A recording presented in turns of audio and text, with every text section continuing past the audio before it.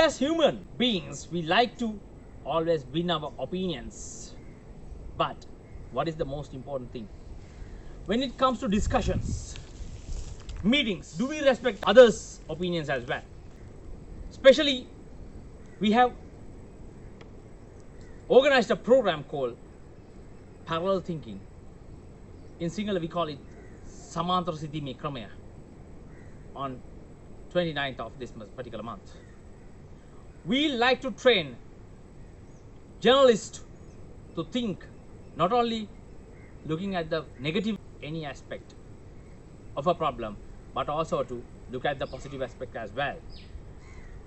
So this positive thinking is widely used in other parts of the world, especially at renowned companies, organizations, societies. They do practice this method. We know with experience, some people come to conclusions, come to discussions, come to meetings, keep their mouth shut and go back. We don't want anymore that to happen.